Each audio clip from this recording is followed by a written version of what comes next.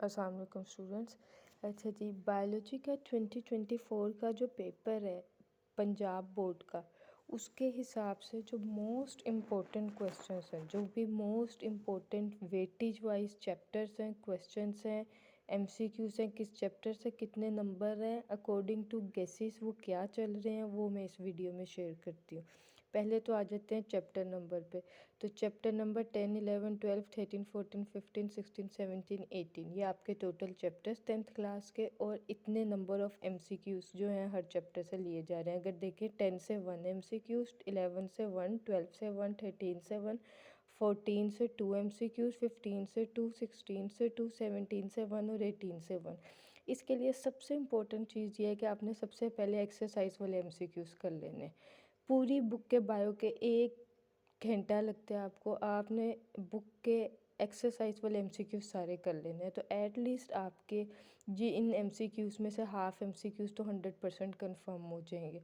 बाकी आपने एमसीक्यूज़ जो थ्योरी में किए हुए हैं, अगर आप थोड़ा सा भी कंसेप्चुअली पढ़ते हो तो आपके वो निकल जाने हैं, उनमें कोई इशू नहीं होना। देन आ जाते हैं शॉर्ट क्वेश्चंस में। शॉर्ट क्वेश्चंस वही question number 2, question number 3 and question number 4 बनेगा।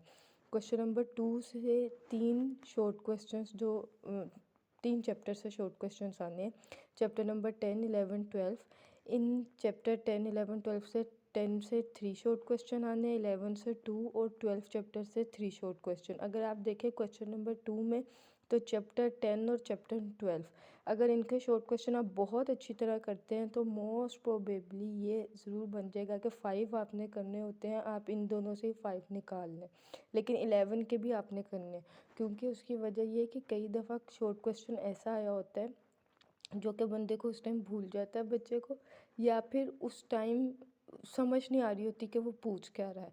तो सिर्फ एक क्वेश्चन का मार्जिन होगा, इसलिए 11 के भी करने हैं, लेकिन 10 और 12 के ज़्यादा। फिर क्वेश्चन नंबर 3 जो है वो आएगा चैप्टर 13, 14 और 15, इन तीनों चैप्टर से शॉर्ट क्वेश्चन। उसमें देखें चैप्टर 13 से 2, 14 से 2 और 15 से 4 शॉर्ट क्वेश्चन। तो इसका मतलब ये है कि चैप्टर 15 से आपने सबसे ज़्यादा शॉर्ट क्वेश्चन करने हैं, अगर आपने क्वेश्चन नंबर 3 अटैम्प्ट करना है सही तरह। तो क्योंकि 4 शॉर्ट क्वेश्चंस तो उसमें से होंगे और बाकी 2 से 2 शॉर्ट क्वेश्चंस होंगे। तो 4 शॉर्ट क्वेश्चन उसे निकालने का मतलब है कि उस चैप्टर को शॉर्ट क्वेश्चन के हिसाब से बहुत अच्छी तरह प्रिपेयर करना है। देन आ जाता है क्वेश्चन नंबर 4, वो है चैप्टर नंबर 16, 17 एंड 18। अब यहाँ देखिए 16 चैप्टर से 4 शॉर्ट क्वेश्चन, 17 से 2, 18 से 2। तो इसका मतलब कि यहाँ आपने चैप्टर 16 बहुत अच्छी तरह करना है। तो चैप्टर 16 और चैप्टर 15, इन दोनों से आपने शॉर्ट क्वेश्चन बहुत अच्छी तरह करने। देन चैप्टर 10 और 12 से बहुत अच्छी तरह करना है, क्योंकि क्वेश्चन नंबर 2 में वहाँ से शॉर्ट क्वेश्चन आए होंगे, तो ये तो लाजमी करने हैं। बाकी 11, 14, 13 और 17 और 18 से बीच में आप मतलब इम्पोर्टेंट भी कर सकते हैं। देन आ जाते हैं लॉन्ग क्वेश्चन में। क्वेश्चन नंबर 5 जो लॉन्ग क्वेश्चन है वो होगा चैप्टर 13 और 11 से। क्वेश्चन नंबर 6 जो है वो होगा चैप्टर 14 और 12 से, और क्वेश्चन नंबर 7 जो होगा वो होगा चैप्टर नंबर 18 और 17 से। इसमें भी देख लें 13 से एक क्वेश्चन, 11 से क्वेश्चन नंबर 5 का पार्ट ए पार्ट बी, 14 से क्वेश्चन नंबर 6 का पार्ट ए, 12 से क्वेश्चन नंबर 6 का पार्ट बी, 18 से क्वेश्चन नंबर 7 का पार्ट ए, 17 से क्वेश्चन नंबर 7 का पार्ट बी। लेकिन मैं बार बार कह रही हूँ कि ये सिर्फ एक गैसेस हैं, ये ऐसा नहीं है कि 100% यही होगा। लेकिन अब जो टाइम आपके पास आ रहा है उसमें जिन स्टूडेंट्स ने, जो टॉपर्स हैं, उन्हें तो सब कुछ किया होगा, उन्होंने भी एंड पे रिवाइज़ करना होता है, तो उन्होंने इनसे ज़रूर रिवीजन करनी है, बाकियों से करें ना करें।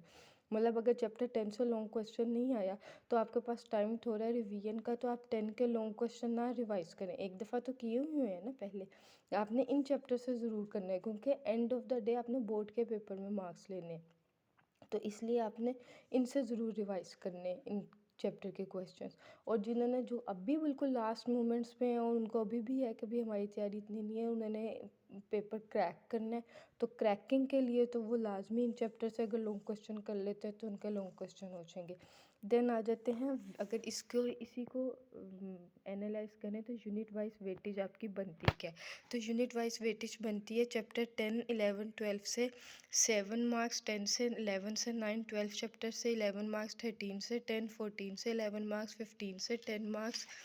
देन आ जाए चैप्टर नंबर 16 से 10 मार्क्स, 17 से 9 मार्क्स, 18 से 10 मार्क्स। इसको अगर एनालाइज करें तो सबसे ज़्यादा फर्स्ट पोजीशन पे कौन से चैप्टर इंपॉर्टेंट है, चैप्टर 12 और 14, उनसे 11 मार्क्स आ रहे हैं आपके टोटल पेपर में।